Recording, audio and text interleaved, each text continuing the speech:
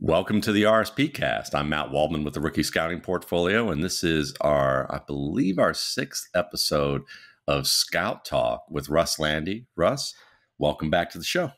Thanks a lot for having me, Matt. Excited to be here as always. Sort of as we both say to each other all the time, our guilty pleasure. This is something I look forward to every 2 weeks.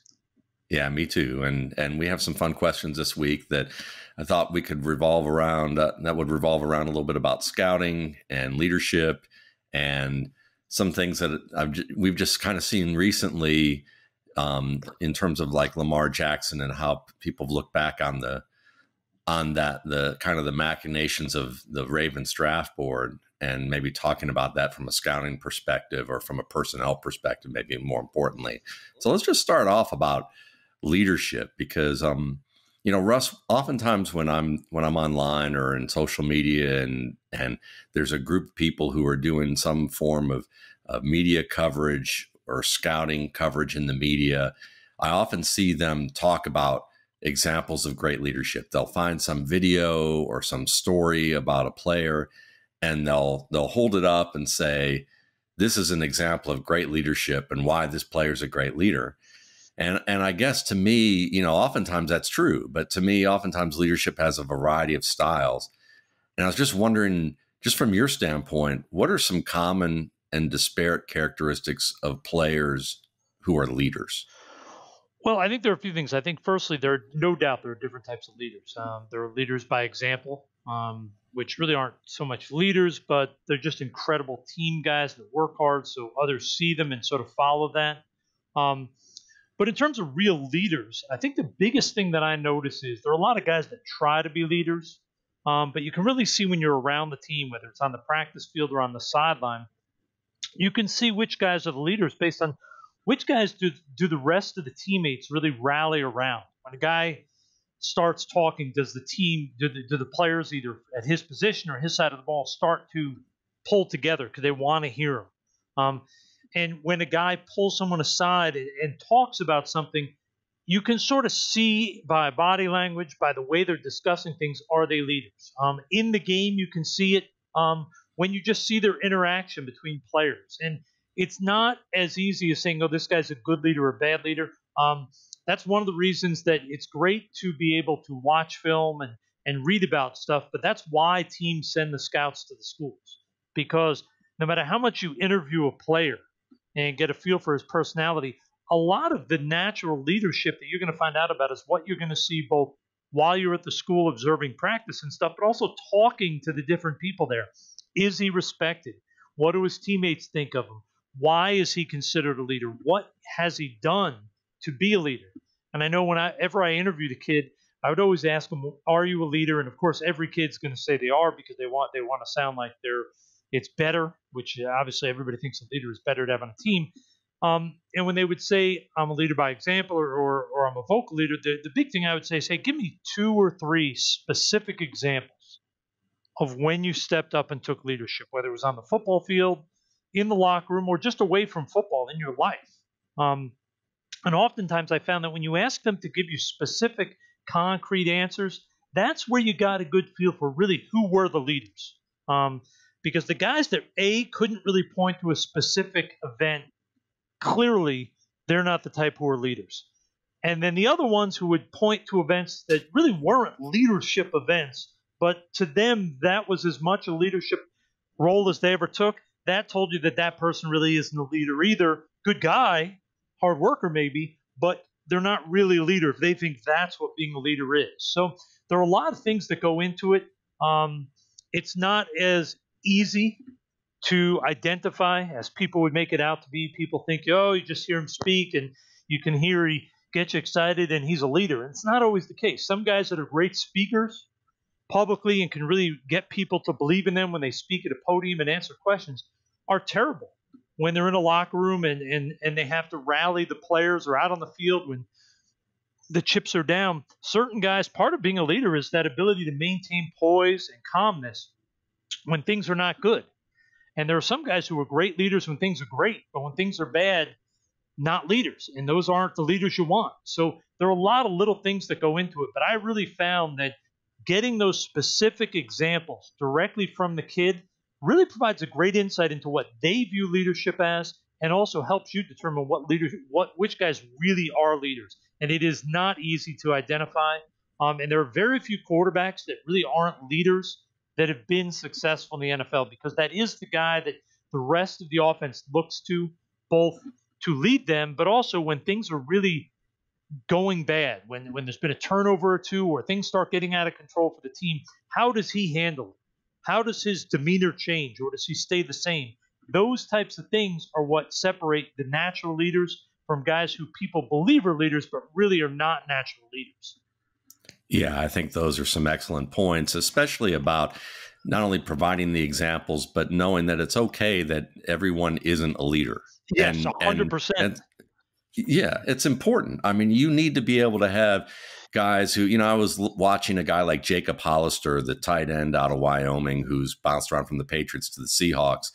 And I look at him as a good soldier. He's a glue guy. He's somebody that you give him his opportunity and he's going to get the task done that you need him to get done.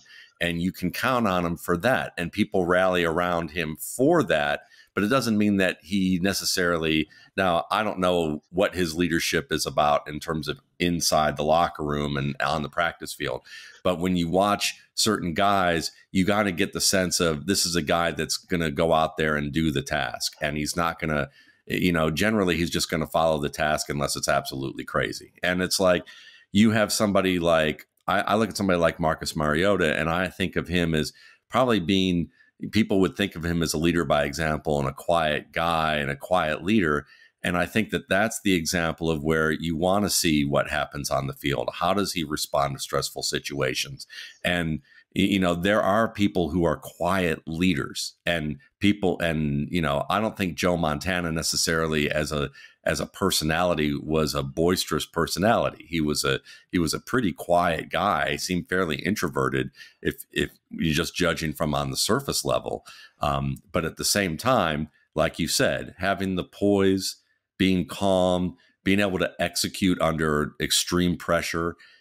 That's something that when he did decide to speak, people are going to listen to that. But then you need more than just one leader, yes. And you need different types of personalities. And to me, there's, the guys who are kind of the glue of the locker room. You have people who are going to step up and be vocal and be kind of the truth teller in the situation and not be afraid to confront people and do it in a way that's going to be that's going to work out to be positive, and it doesn't mean necessarily in a locker room that you're going to get constructive criticism all the time. And it's going to be, something out of a management book, but you want somebody that when they do tell that truth, whether it's harsh or whether it is diplomatic, that, at the end of the day, people are going to respond to that and people are going to be motivated by that on a level that is going to help long term. And you may even need some people who are kind of contrary about things and question things. Yeah, 100% you do. I mean, Michael Bennett is a guy that jumps out to me as a guy that has always shown a willingness to speak his mind, but it wasn't a destructive speak his mind. Yeah. It wasn't like he was challenging coaches and throwing players under the bus publicly. He had a different way of speaking to different issues. And I think you need that, because without that, everything becomes a little stale. Everybody starts it sort of becomes rote. And you made a great point about you can't have all leaders. I mean, and it's been said in many industries, but it definitely, I think in football is more than anything, is that you don't want to be in a situation where you have too many Chiefs and not enough Indians. I mean, you can't have 10 guys on the field on offense trying to dictate what's going on. That's right. If you have too many voices, you have no voices, because no one's going to know who to listen to. That's right. And so, and you're going to need, and as a result of that, you also need people who are fairly diplomatic, people who are good soldiers, but are respected enough that they may not be the voice in the locker room, but they are a voice in the locker room that people will look to and say, you know what, there's some guy, you understand, like you said, there's some guys that when they speak, people, rally to them or want to hear them speak. And then there's some folks who may rarely speak, but when they do, everyone's going to listen, including the perceived leaders in that room, and they're going to respect what's being said there, because that person's likely to provide some wisdom that's going to help them arrive at where they're going to go, and also kind of blends things together, maybe where you get someone who maybe looks at both of those points of view and says, listen, we have two leaders in here and they're kind of butting heads as they're having this conversation in a group. How can we meld this together? How can we say, well, that's a great point, but really we got to do this, Yep. and I think that's where that balance has to come into play.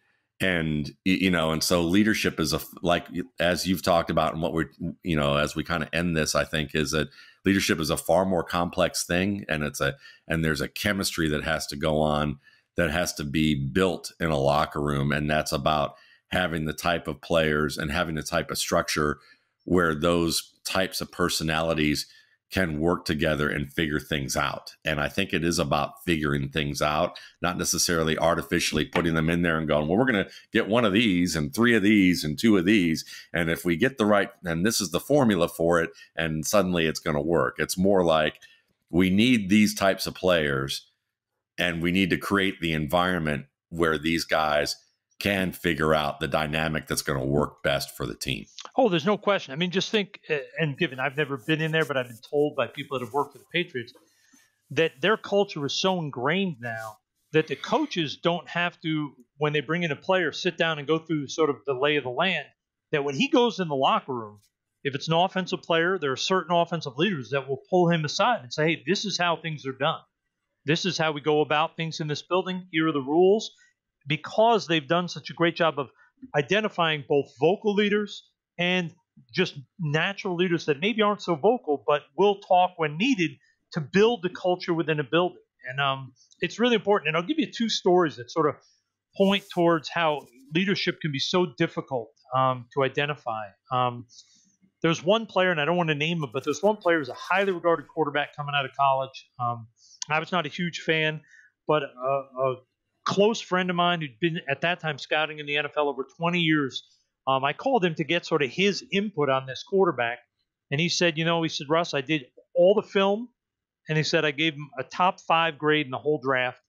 And he said, because my grade was so high, my team sent me to then go watch him at 3 live games. And he said, at the 3 games, he said, on the field, he said it was all good in terms of when he was throwing the ball and everything. But he said his mannerisms off the field, and he said it wasn't anything bad. Like, he wasn't screaming or anything like that. But he said every time the offense came off the field, whether it was after a touchdown, a 3 and out, an interception, a punt, whatever it was, the 11 guys would walk off. And when they got to the sideline, he would walk all the way to the end of the bench away from everybody. And the other 10 guys would sit in a group. And there would be no interaction until they went back on the field and they were in the huddle again. And he goes, Russ, I'm not a therapist, but this to me screams of, A, I'm not a leader, and B, that my teammates aren't really buying me as their leader.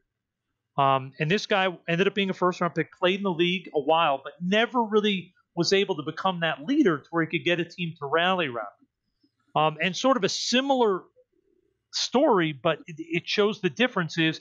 In Montreal, we had a guy named Anthony Calvillo, the all-time leading passer in the history of the CFL. Very quiet, introverted guy. When he would come off the field, now he didn't go sit by himself, but he sat and did not want to interact. He wanted to sit. He wanted to go through the notes and the pictures to make sure he was on with everything that they may have done well or may have done wrong and go through it. But he didn't want to interact. He didn't want to talk with his teammates. But the difference was the teammates understood his process. And before they went back out on the field, he would always walk over and say, hey, these are the things we got to do right before they go back out. And the respect that they had for him and the times that he did actually speak, when he would stand up and be a bold leader, everybody listened because they knew it was so against his personality to become a vocal, take charge guy that when he did, it was something serious. And therefore, his teammates knew, well, it's got to mean something. And I think they also saw that this is a guy that never got rattled. No matter what happened around him, it never showed in his body language. It never showed in his play. Whereas the other quarterback I was talking about, it was an issue throughout. You could always tell whether the team was winning or losing based on the way he was sort of lining up and taking the snap and just the way he was, where it was AC, you couldn't see that. And that to me is how fine the difference can be. Neither one of these guys was extroverted. Neither one was a vocal, natural leader. But just little things that you notice can be the difference between a leader and a guy that's sort of on the outside. And it's very difficult to get a great feel for. Sometimes you can't even get a feel for it until they're in your building and you're working with them. But leadership is not an easy thing to identify, except for the rare guys that are just natural leaders, and there are not many of those. Yeah, and a lot of times leadership is something that develops as the player gains maturity and perspective. So, when they may have elements of that leadership, but, we're talking about, young adults. Yep. So some players go through things where they're able to develop or tap into those leadership skills in a way that they weren't when they first entered the building. So, there's aspects of that as well. So Russ, what are some realities about scouting that aspiring scouts may romanticize? And then if they get an opportunity or learn more about the job, they discover it isn't what they expected. Well, I think a lot of scouts, there's so many different things. So many scouts and people that either are interested in the career or just intrigued by the profession. One of the big questions, two big questions I always hear are, so you go to games on Saturday?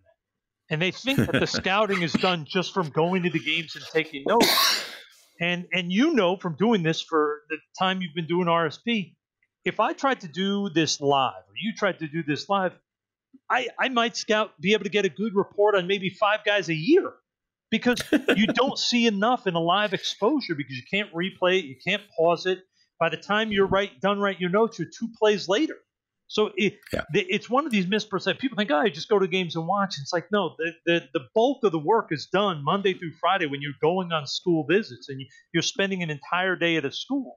And they don't realize how much travel it is. It's not just flying the games. It's driving and doing 40 to 50,000 miles a year driving, because you're going to 800 different schools within depending on your area, 3, 5, 10 state area. And I don't think the people that don't know the profession, they have no grasp that it's that sort of intense of a job.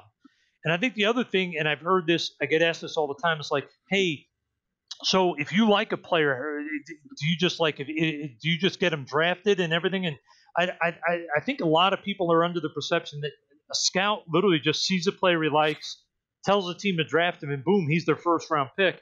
And they don't realize that the area scout, while vitally important to a team, especially in terms of identifying character and intangibles like we were just talking about with leadership, the area scout in reality does not have a lot of influence on who gets selected, because your area scout writes a report, then you have an area scout who will cross-check that area, then you'll have another scout who will usually do a positional cross-check, you'll have the director of college scouting, you'll probably have the GM if he's a top 100 guy. You'll have the position coach, the coordinator on that side of the ball. And if he's a top 50 or 100 guy, maybe even the head coach. So your report could be 8 from the top as a scout.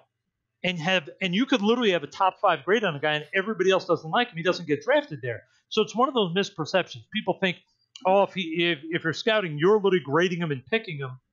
And then when a team is losing, they're like, fire all the scouts. It's like, you have no idea if the scouts are good or bad, because you could have great scouts and the person at the top just either is incompetent or just doesn't know how to organize things, and therefore doesn't get the board built correctly, even if he has a strong scouting staff. And that's one of the frustrating things I see, is when people say, they should just fire everybody, they're horrible. And it's like, take a deep breath until you've seen the work for each scout and actually can figure out which ones really not only can scout well, but do the work and find out the background on every kid and really do all the little things.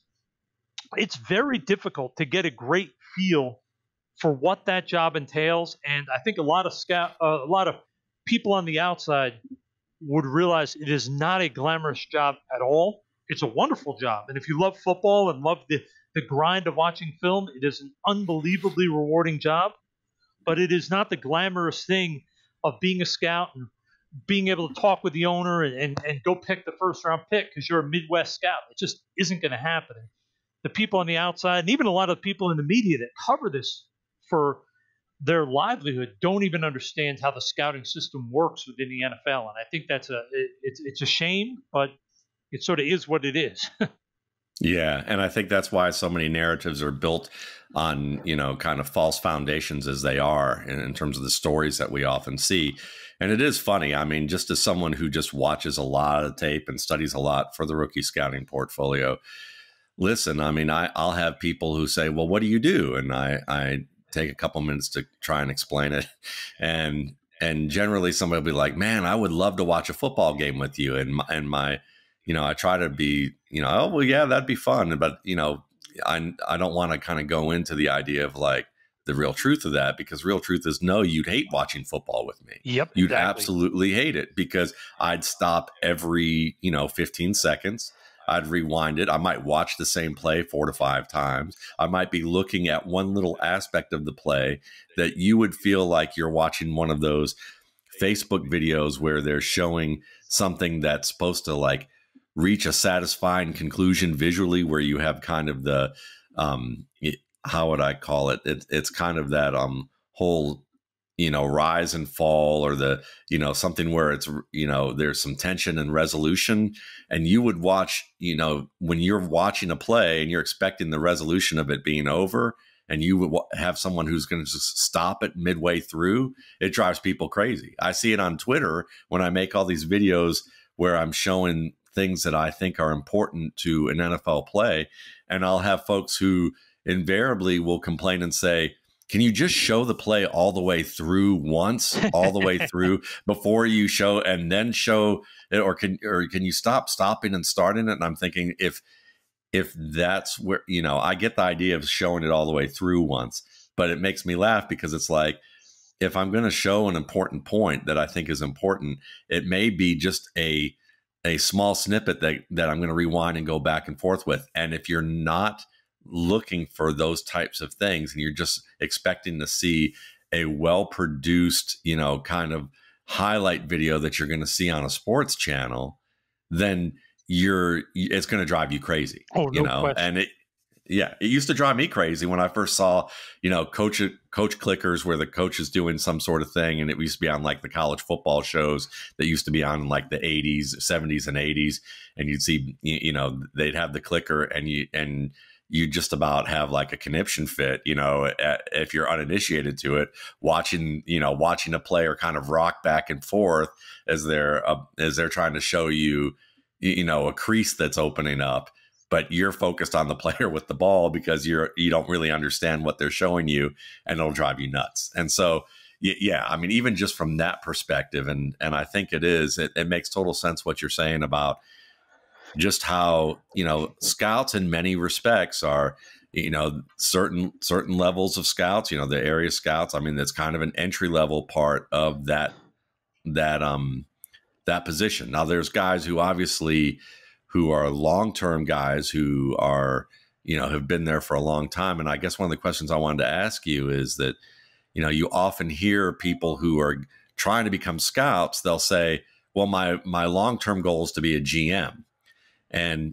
But I think about, maybe for me, I look at this from a different perspective, mainly because I look at it and think, well, I would love to just stay a scout. I mean, like, to me, the idea of, being able to, I'm always fascinated by these guys who do this for 20, 30 years and how they stay in the league doing that, because you see a lot of guys who come and go and there's a lot of turnover. Some of it's due to the impatience that you see or the lack of perspective that you outlined in terms of the team's doing bad. Therefore, the scouts must be part of the problem. And let's just throw everybody out of the building and start over. So I guess my question is, besides them being able to make it through those types of purges that are sometimes unreasonable, what separates the best scouts, those long-term guys who stick with teams and have been doing it for decades, from those who just seem to be there for only a few years? Well, I think a lot of it is that the best scouts are guys. There are two things. A is you have to love the nitty gritty. You have to be willing to dive right in, and do the hard work. Not just, like we said, it's not a glamorous job.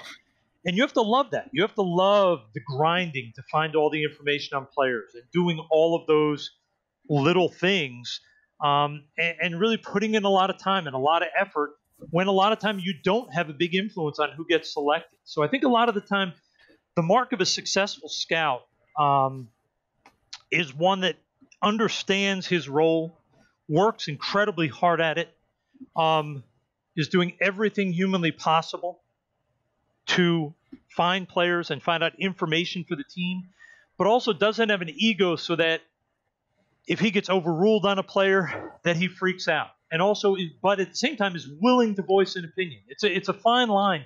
But I find the biggest difference between guys that last long term, be it as scouts or as people that move up, or guys that wash out within a few years, is just the realization that you're a part of a cog.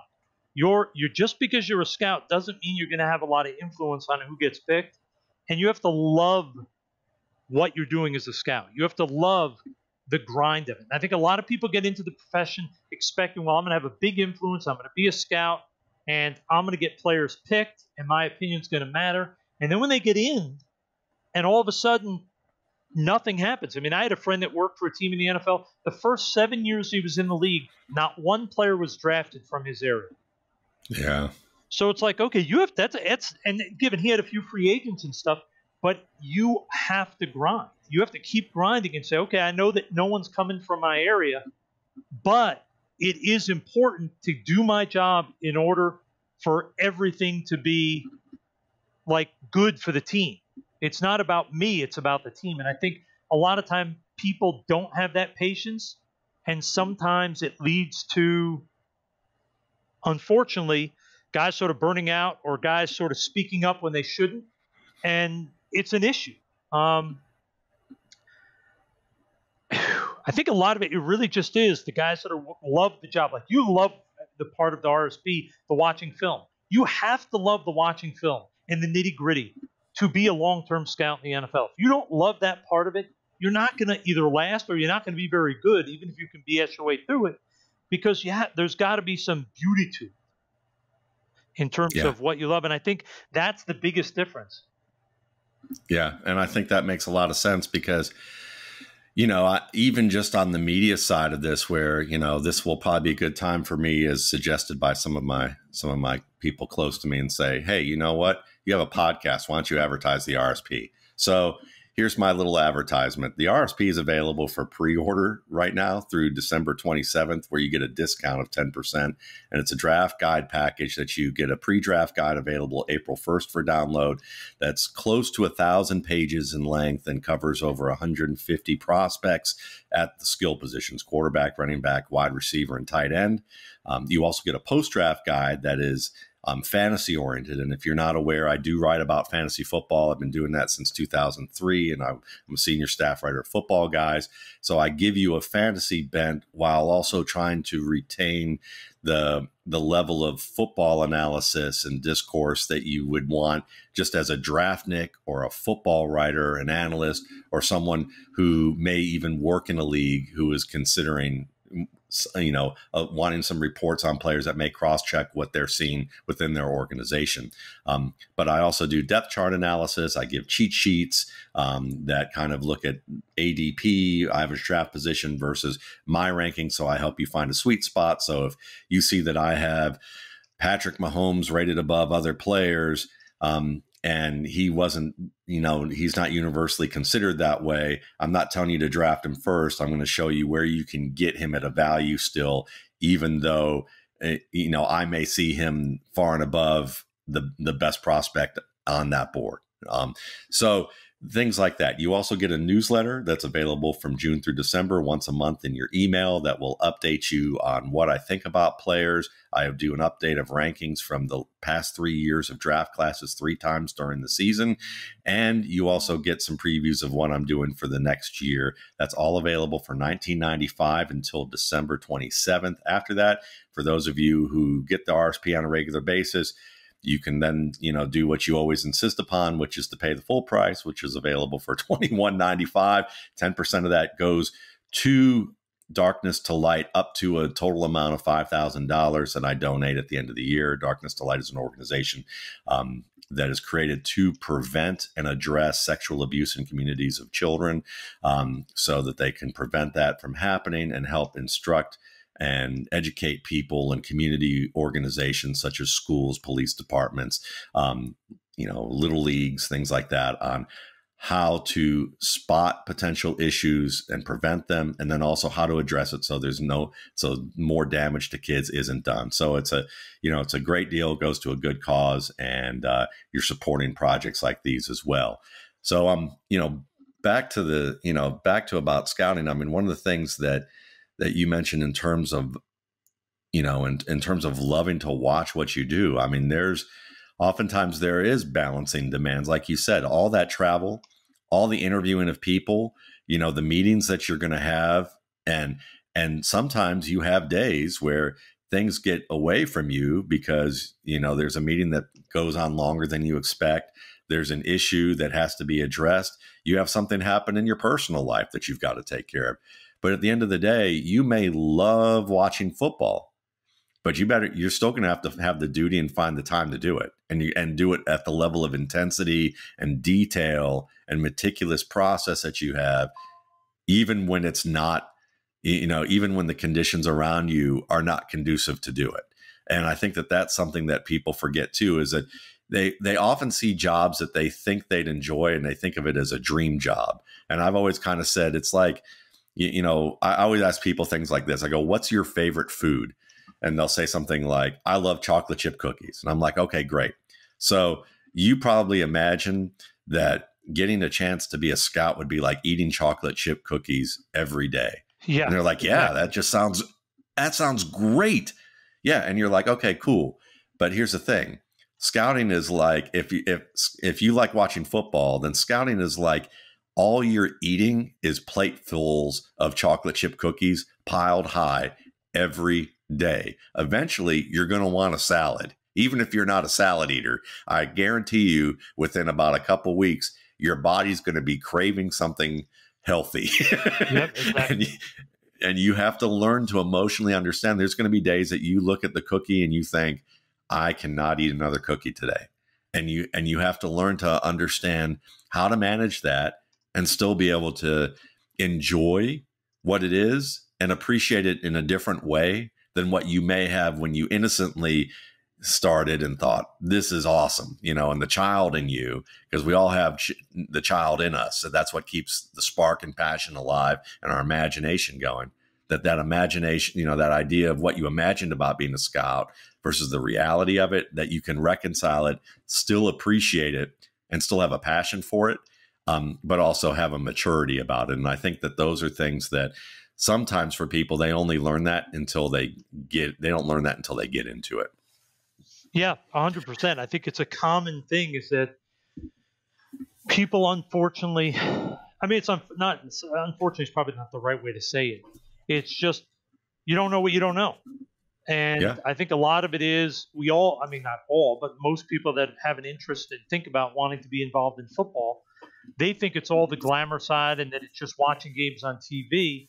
They don't realize all the stuff that goes in behind the scenes. And I think that's what really separates the people who love being in this business from those that really don't. Yeah. Yeah. So let's move on to, the players that we've been watching that have caught our eye. We're each going to list a couple of guys that we've been watching. And one of them for me is a guy that I actually have two guys right now who I think have a shot of making the NFL. But if they don't, I think that they have a shot to be dynamic players in another league, whether it's the CFL or a different league, different pro league. And the first one is a linebacker from University of Alabama, Birmingham, who played middle linebacker. And then this year he's playing weak side linebacker, and his name is Fitzgerald Mofor. Heck of a Fitzgerald, name. Yeah. And he has a heck of a story, Russ, because he's around 6'2", 6'3", 240, really well built. Got that thick core from the knees up to the shoulders. He looks like a pro linebacker in terms of how he's built and filled out. And probably part of that is that he graduated high school in 2013, so he's a little older. And so his body's a little bit more mature. This guy knows how to hit. When he wraps up and tackles somebody, I can hear Chris Spielman giving his spiel, like basically on TV about the proper form for tackling. He gets his head across the body. He's able to keep his eyes up. He's able to, lead with that shoulder, drive, turn that hips up, drive, and keep driving until that man's on the ground, and then his feet go off the ground too. He has a really good feel for traffic, very good short yardage linebacker who can kind of work past tight ends trying to block him, or guards or centers trying to get up into his body, and he can extend and basically shed them and then hit that defender, and he closes fast. He's a good green dog blitzer, so when the running back is staying in and he notices that, he times it well, finds the right lane, and can get and close on the quarterback. And he does the same thing when he's dropping, and then he sees the quarterback break the pocket. He closes fast, and can really limit what the quarterback does there. He has some pretty decent sideline to sideline quickness. I'd like to see a little bit more about his game in that area and just see how quick he is. But just smart, hard hitter, fundamentally sound tackler, gets through space and works through traffic really well. And the thing that appeals to me about him, in addition to all of that, is that he came to UAB when UAB was starting over and resetting as a program. They didn't come looking for him. They didn't know anything about him. He graduated from Maryland, didn't have a scholarship from any team, briefly went to Florida A&M and decided he didn't want to be there. So he left that team and went to Division II Glenville State in Virginia. Oh, yeah. And he played there.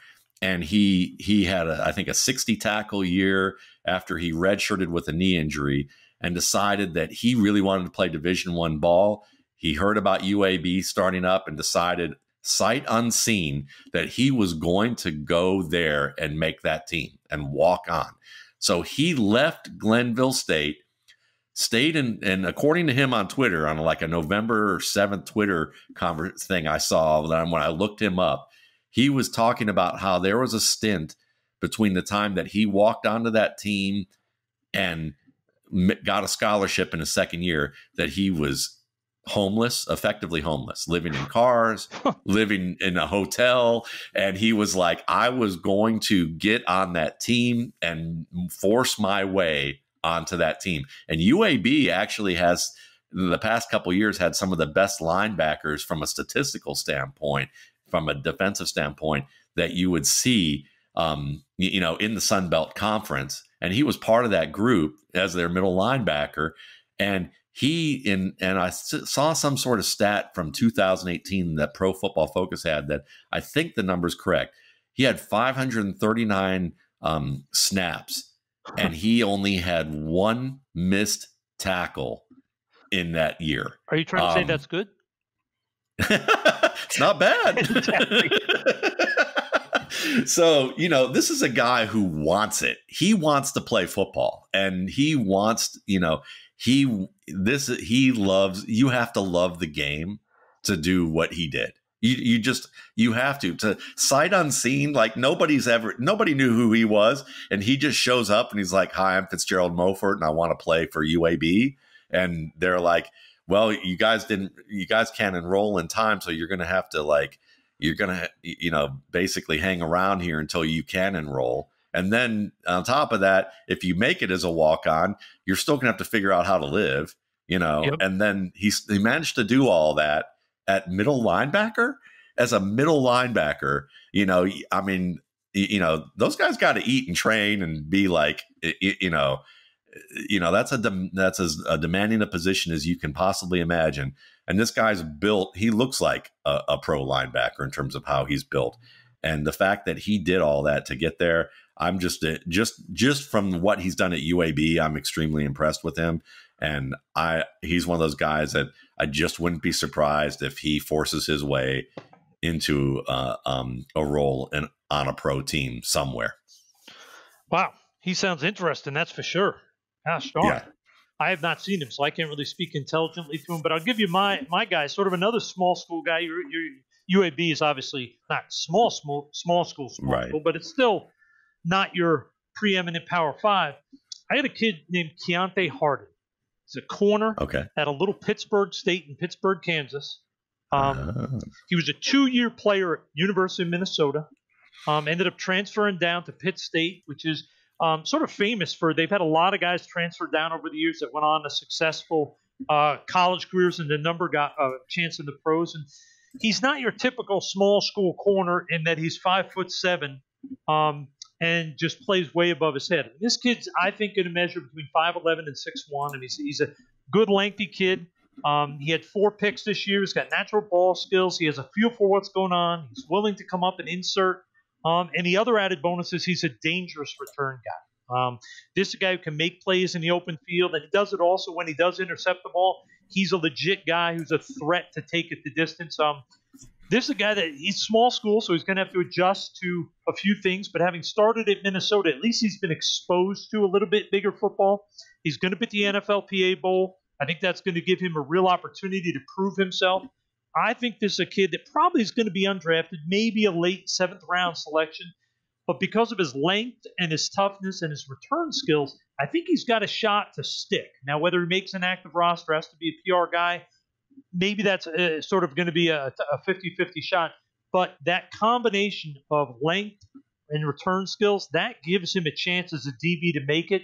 I like this kid. I think he's got something to him. I'm not saying this is a guy that you got to jump up and down and take in the first few rounds, but I think late or as a PFA, there's something about this kid that I wouldn't be shocked to see him stick as like a 3rd or 4th corner and a return guy, because that's where his real sort of power is. And the other added bonus is because of his size, he's a guy that you could potentially say, you know what, even if we don't think he can cover the fastest guys, he does have the size to get in there and play physical with some big receivers. So there's something about this kid I like. I think he's got a chance to be a productive guy at the next level, whether that's as a regular part of the defense or as just a sort of backup contributor on defense and a special teams guy. I like it. I like it. So I have a guy out of Central Michigan who, this is more of, when we talk about labor of love and what we do and what we enjoy about the process. Again, like you just talked about with this cornerback, this isn't a guy that I think necessarily is, a marquee player at his position, but he excites me. His play excites me as much as any player I've seen this year. And he may have the growth potential with the right fit to be a good NFL contributor at the running back position. And that's Jonathan Ward out of Central Michigan. He's about 6 feet, 202. And, I don't think he has great top speed, but he has good quickness. He runs with excellent balance. He understands he has that terrific body lean where he's just always in the drive phase with his pads over his knees high through contact, knows how to really deliver the first blow so that he can work off of that and get yards after contact, or be able to, strike the defender first and spin off of him or dip away. But the thing, and he's a guy that for 202, I watch him again, regardless of whether it's in his division or they're playing a team that's more in in one of the Power 5 conferences. I've seen an inordinate number of plays where he keeps his feet in a pile up, and next thing you know, the pile's getting moved another 5, 6, 7, 8 yards. And it's I see that with big backs all the time. Not often have I seen that with a 6 feet, 202 pound player. Yeah. So the balance is there. The vision's there. He understands the different schemes that he needs to be able to run. I mean, he has a good facility for gap and zone. But what separates him, and it's kind of a wow separation to me, is his pass receiving. Okay. This guy, the first time I watched him, I'm watching him run a dig route, into the middle of the field, get his body turned to create a great target on the move, go up and high point the ball and have his legs taken out from under him from a safety, and just kind of somersault and hang onto the ball like it wasn't a big deal. And I thought, well, that's a great play. Every running back, I've seen lots of running backs do that once, Yep. And that doesn't mean they're great receivers. Though it did remind me of when I watched Alan Hearns at, against Boston College years ago, the wide receiver, before injuries really took a toll on his career, and he had a really great start with the Jaguars. He was that kind of possession receiver. And I'm watching Jonathan Ward, and I'm thinking, that's pretty darn impressive. And then I see them, throwing the ball to him on back shoulder fades, seam routes where he has to go up and win the ball. And more than just the wheel route, the flare out and the wing, and the wide route. They're literally using him as a downfield guy in the middle of the field, in tight zone windows or against tight man. And he's going up and winning this ball. And his hand-eye coordination and his toughness reminded me a little bit of what I saw from Aaron Jones as a pass receiver, who I thought had some of the best hand-eye coordination in just terms of catching the ball that I've seen. But then Ward adds that element of running a variety of routes. And I think, could this guy be in the form, kind of be a player in the mold of what James White has provided? Yep. Could he be in that neighborhood? Because there's another guy who I really liked, and I think he was maybe 2 to 3 years before his time, and I don't know his background, and I don't know, so it may have been something more, off the field or how he worked or prepared. But Marion Grice out of Arizona State was a guy I really liked for his receiving skill. Yep. Yeah, he was a fun player. I really admired his game. And I think Jonathan Ward is somewhere in that neighborhood of, Marion Grice as the low end in terms of results, not necessarily what his game was composed of. And then the high end possibility being James White. So I'm really enamored with this kid. And I've watched enough games with him that I'm just looking forward to hearing more about him in ways that I don't have access to. No, I tell you what, I mean, it sounds like a really intriguing, especially for a bigger kid to be able to contribute in those ways. You don't see many 200-pounders that are natural catching the ball. A lot of times it's the scat backs that are the guys who can really be an integral part of the passing game. So a guy that's 202 pounds, that's intriguing. I mean, I want a guy like that. There aren't that many. The James Whites of the world are few and far between. So I go sort of the ugly. I go to a big ugly here for my guy. All right. When I was watching Big Ten film this year, there were a number of guys that jumped out, but one that intrigued me is a kid named Tyler Higbee. He's a guard at Michigan State. And when I first started watching, he's a little bit soft-bodied, and I thought, is this going to be another one of those interior linemen that's soft-bodied, uncompetitive? But no, couldn't have been more wrong. This is a kid who, he may not be a ripped-up physique, but he plays with good knee bend. He's a good natural athlete, naturally competitive, very good feet, slides well side to side. He's definitely struggled with some inconsistency. I think some of that is his own. I think some of that is that overall, this year's offensive line at Michigan State really struggled. He was the best of what I saw there. And I think at times he was trying to do too much. He would be blocking his guy. And at the last moment, he tried to come off his man, hit somebody else. And oftentimes it led to him making some decisions he shouldn't have made. I think this kid's got a chance to be a starting guard in the NFL. Not many guards in today's NFL have the strength to anchor, the agility to go side to side, but also the athleticism to step through, block on the second level, pull and lead block on the outside. I'm not saying this guy's a world beater in terms of all the different skills that he's going to instantly be a star.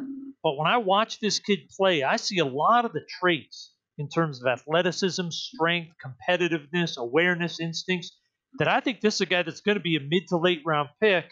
And I think 2 years from now, you're going to say, wow, this guy's a good, solid starter in the NFL.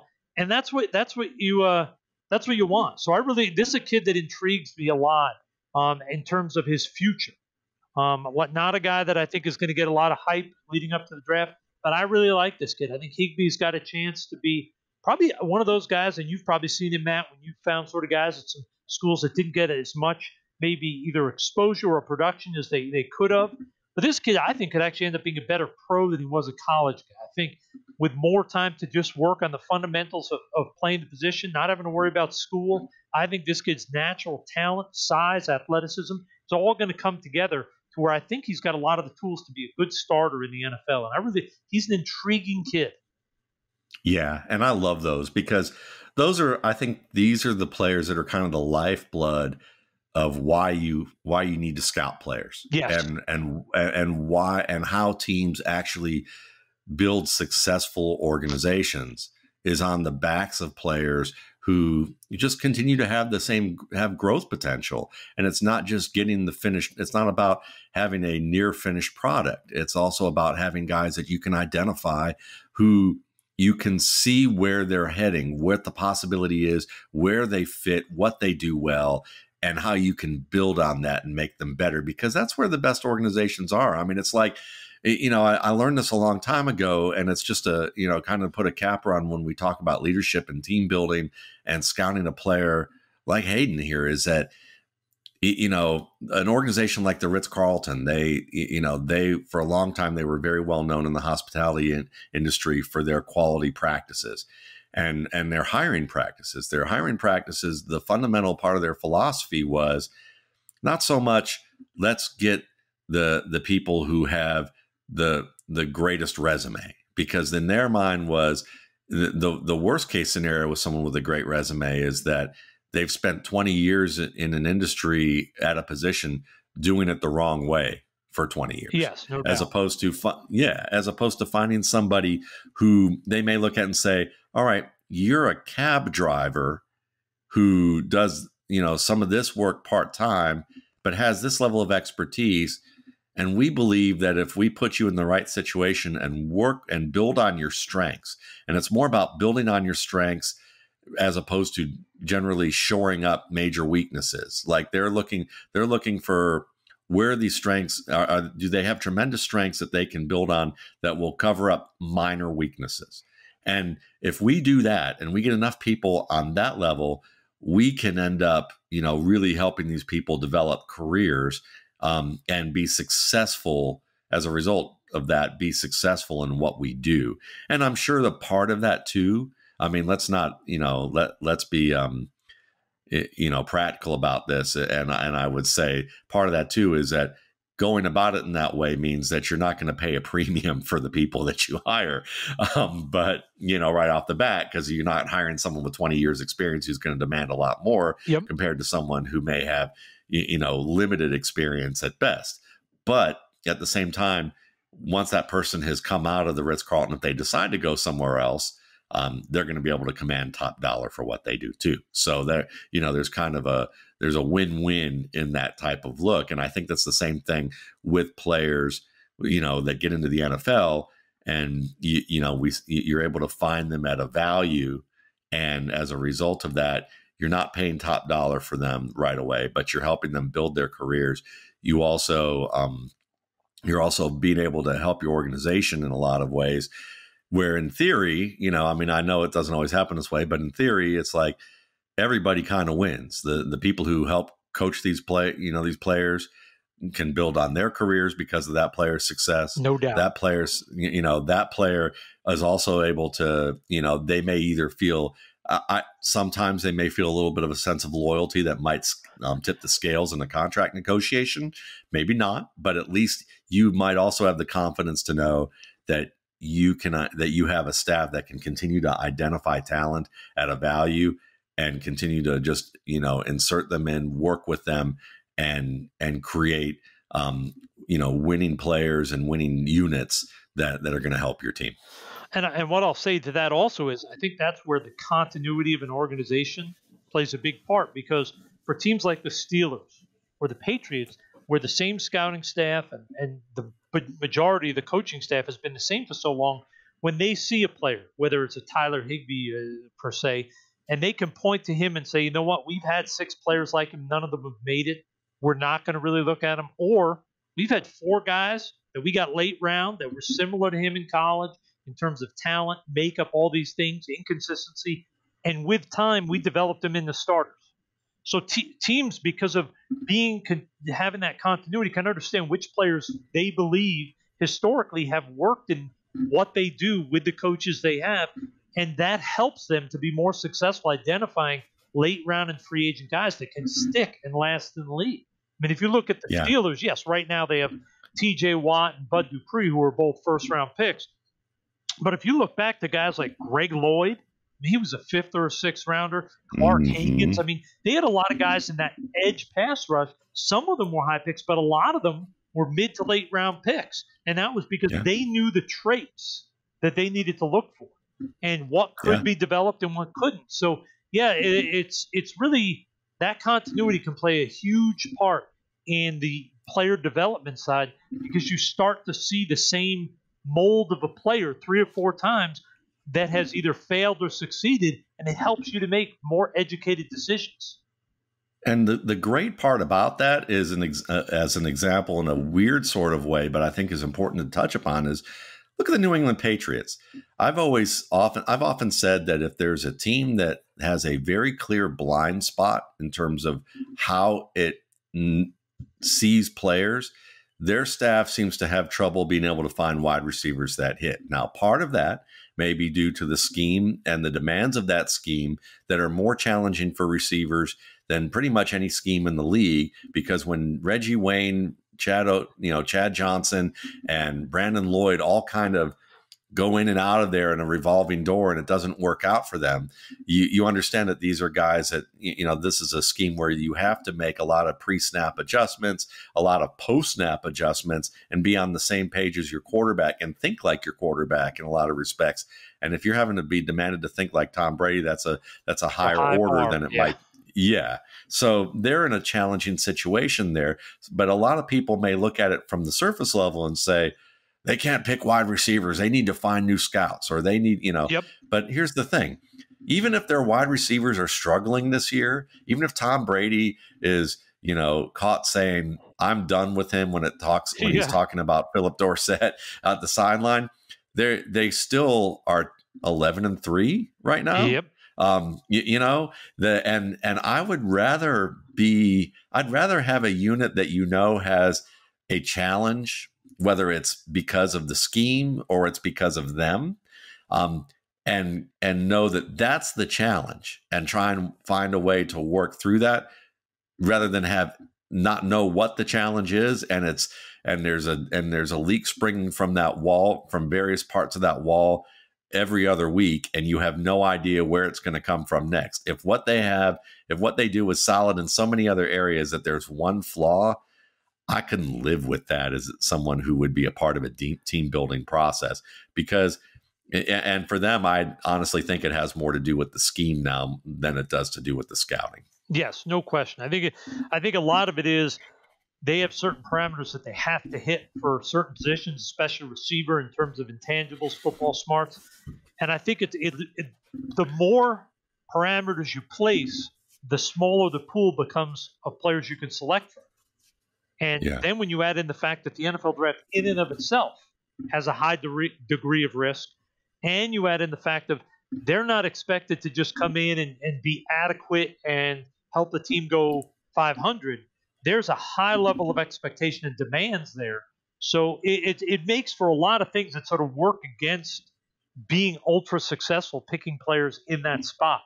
But the reality is they have found a way to win with a lot of receivers that have not gone on to be successful elsewhere, but that were solid for them and good enough for them to win games and championships. So it's a strange thing, but that continuity oftentimes is a big positive towards identifying players. But in this case, clearly makes it a little tougher sometimes.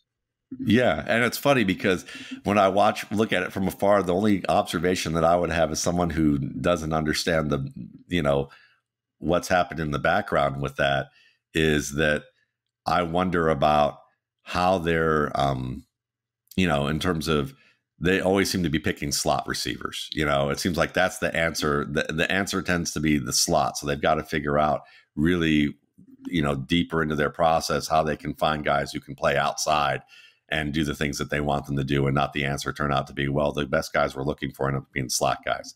Well, this was a lot of fun. As always, you can find Russ Lande at Russ Lande on Twitter. His site, infectiousscouting.com. You can find him there, russlande.com, Infectious Scouting. And you can find me at Matt Waldman on Twitter, as well as mattwaldmanrsp.com. Pre-order the RSP through December 27th and get a 10% discount. Thanks again. Hope you guys have a wonderful holiday, and we'll be back with you very soon.